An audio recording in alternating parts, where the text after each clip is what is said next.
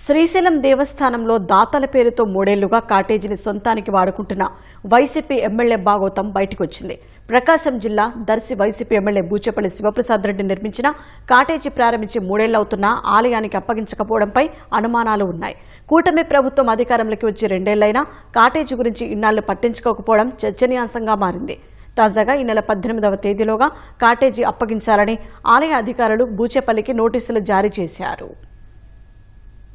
ప్రకాశం జిల్లా Darsi YCP MLA Boochepalli Sivaprasad Reddy Srisailam దేవస్థానం ఆదాయానికి గండి కొట్టారు. ఆయన శ్రీశైలంలోని పుష్కరిణి ప్రాంతంలో బూచేపల్లి నిలయం పేరుతో కాటేజీ నిర్మించారు. ఎవరైనా దాతలు కాటేజీలు నిర్మించడానికి ముందుకు వస్తే దేవస్థానం స్థలం మంజూరు చేస్తోంది. కాటేజీలు నిర్మించిన దాతలు ఆపై వాటిని దేవస్థానానికి అప్పగించాలి. స్థలం మంజూరు చేసిన ఏడాదిలోపు కాటేజీ నిర్మాణాలు పూర్తి చేయాలి. కాటేజీలను దేవస్థానానికి అప్పగించిన దాతలకు ఏడాదిలో 30 రోజుల పాటు ఉచితంగా కాటేజీలో వసతి సౌకర్యం కల్పిస్తారు. వైసీపీ ఎమ్మెల్యే బూచేపల్లి నిలయం పేరుతో కాటేజీ నిర్మించి 2023 మే 3న ప్రారంభించారు. మూడేళ్లు అవుతున్నా ఇంతవరకు కాటేజీని దేవస్థానానికి అప్పగించకుండా సొంతానికి వాడుకుంటున్నారనే ఆరోపణలు ఉన్నాయి. తమ కుటుంబ సభ్యులు, పార్టీ నేతలు కావలసిన వారికి తమ కాటేజీలో వసతి కల్పిస్తున్నట్లు తెలిసింది. దీనివల్ల దేవస్థానం ఆదాయానికి గండి పడింది. కాటేజీని దేవస్థానానికి అప్పగిస్తే రోజువారీగా 5,000 నుంచి 8,000 రూపాయల వరకు ఛార్జీ వసూలు చేస్తారు. ఈ లెక్కన మూడేళ్ల పాటు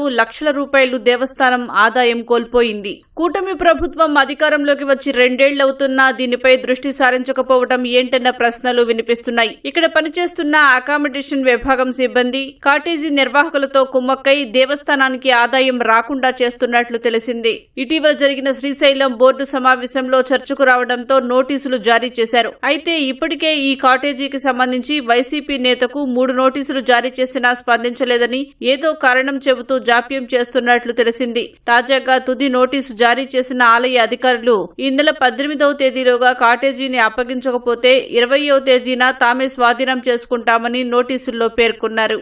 శ్రీశైలం దేవస్థానంలో వైసీపీ ఎమ్మెల్యేకు చెందిన కాటేజీనే కాకుండా మరో 6 కాటేజీలు కూడా అప్పగించలేదని తేల్చారు. వాటిలో రామలింగారెడ్డి కాటేజీ, రమణారెడ్డి కాటేజీ సహా 6 కాటేజీలు నిర్మాణాలు పూర్తయినా దేవస్థానానికి అప్పగించలేదని తేలింది. శివగణేష్ పేరుతో ఉన్న కాటేజీ 8 ఏళ్లుగా అప్పగించకుండా ఉన్నట్లు తేలింది. వారికి కూడా నోటీసులు జారీ చేశారు. కొన్ని కాటేజీలు ఏళ్ల తరబడి తమ వద్దనే పెట్టుకున్నారు. మరికొందరు 2 ఏళ్లు, ఏడాది నుంచి కాటేజీలు అప్పగించలేదు. కాటేజీలు దేవస్థానానికి అప్పగించిన వెంటనే దాతల పరిధి నుంచి ఆలయం పరిధిలోకి వెళ్లిపోతోంది. దీంతో తమకు సౌకర్యాలు ఉండవనే కారణంతో స్థానిక సిబ్బందిని లోబరుచుకుని జాప్యం చేస్తున్నారనే విమర్శలు ఉన్నాయి. ఏళ్ల తరబడి కాటేజీలు అప్పగించకపోవడంపై కోట్లాది రూపాయలు దేవస్థానం కోల్పోయినట్లయింది. కాటేజీలు అప్పగించకుండా నిర్లక్ష్యంగా ఉన్న దాతలకు సహకరించిన సిబ్బందిపైన చర్యలకు ఉన్నతాధికారులు సిద్ధమవుతున్నారు.